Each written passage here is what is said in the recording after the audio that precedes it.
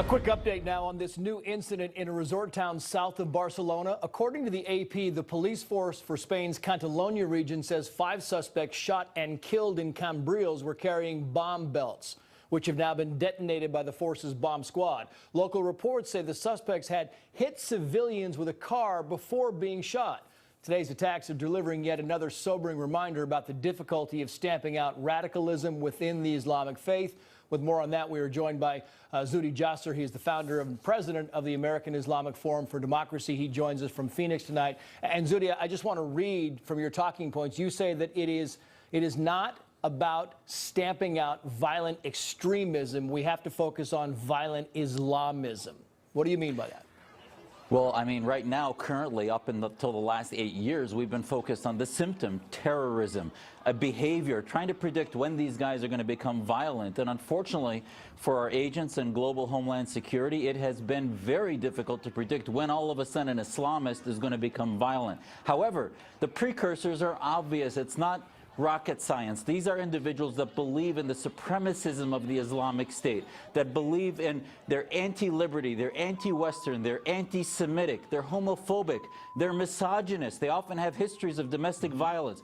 You put that whole picture together and you have an Islamist. Now, many groups are non-violent Islamists, but we need to understand that those are the pools in which the violent Islamists are swimming in. And unfortunately, as long as the axis of counter-radicalization focuses on the symptom, we're never going to be able to predict these guys. We should focus on political Islam and their belief in the Islamic State and jihadism. And when you talk about these pools, Zuhdi, you believe and have long believed that they are being fostered by certain societies.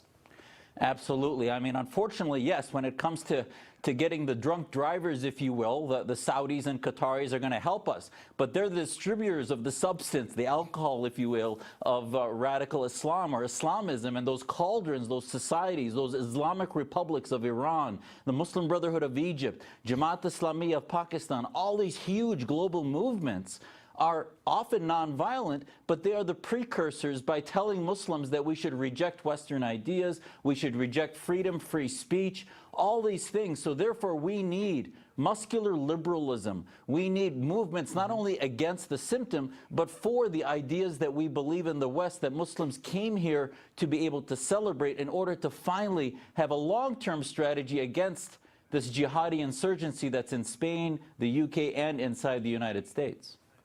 What's the initial step, though, Zuhdi? I mean, you talk about, we need to have this muscular liberalism. What's the initial step in your mind?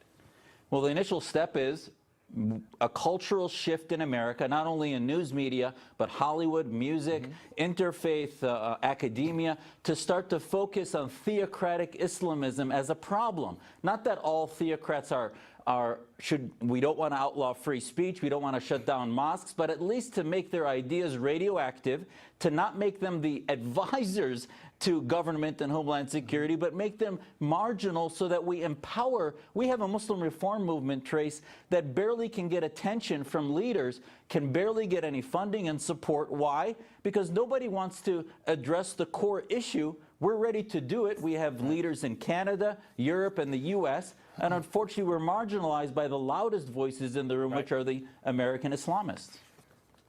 Yep. Zuhdi Jasser, always good to see you, sir. Thank you. Thank you. Thanks, Trace.